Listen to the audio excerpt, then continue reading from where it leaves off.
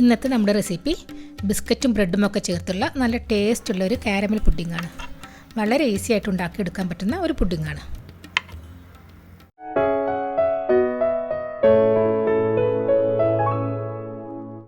ഇതിന് വേണ്ടിയിട്ട് ഞാനിവിടെ 2 കപ്പ് പാലെടുത്തിട്ടുണ്ട്. അതായത് 500 ml പാൽ. റൂം ടെമ്പറേച്ചറിലുള്ള പാലാണിത്.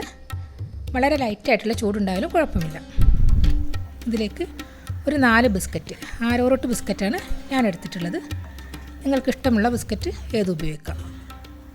പിന്നെ 2 പീസ് ബ്രെഡിൻ്റെ സൈഡൊന്ന് കട്ട് ചെയ്ത് മാറ്റാം.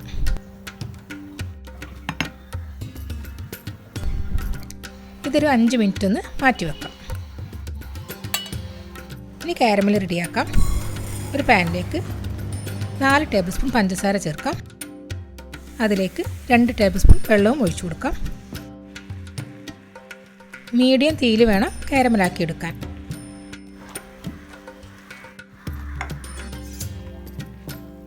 ഇതുപോലെ ഗോൾഡൻ കളറായി വരുമ്പോൾ പെട്ടെന്ന് തന്നെ പുഡിംഗ് തയ്യാറാക്കുന്ന പാത്രത്തിലേക്ക് മാറ്റണം, അല്ലെങ്കിൽ കരിഞ്ഞു പോവും.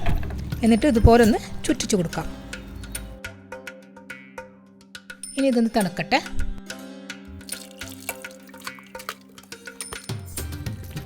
ഇനി നമുക്ക് പാലും ബ്രെഡും ഒക്കെ ഒരു മിക്സി ജാറിലേക്ക് ഒഴിച്ചു കൊടുക്കാം.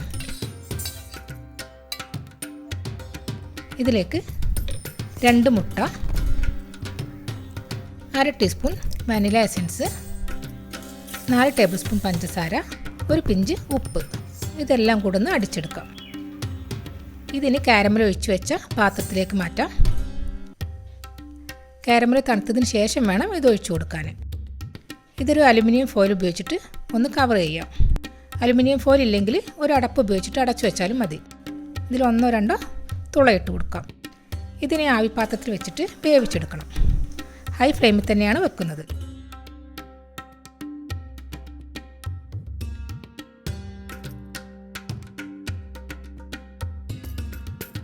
ഏകദേശം 3/4 മണിക്കൂർ സമയമാണ് ഞാനിത് വേവിച്ചത്.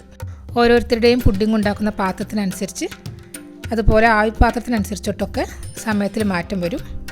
ഒരു 25 മിനിറ്റ് കഴിയുമ്പോൾ ഒന്ന് തുറന്ന് നോക്കിയാൽ മതി.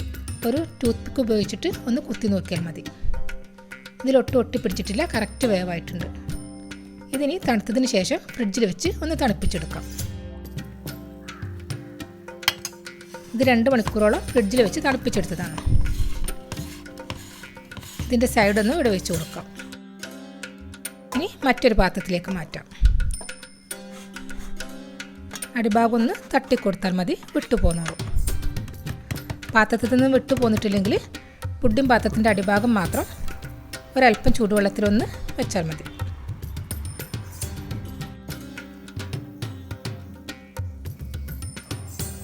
നല്ല അടിപൊളി ടേസ്റ്റാണ്. ഉണ്ടാക്കാനും അതുപോലെ വളരെ ഈസിയാണ്.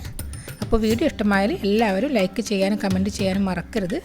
അതുപോലെ സബ്സ്ക്രൈബ് ചെയ്യാത്തവരൊന്ന് സബ്സ്ക്രൈബ് ചെയ്യണേ.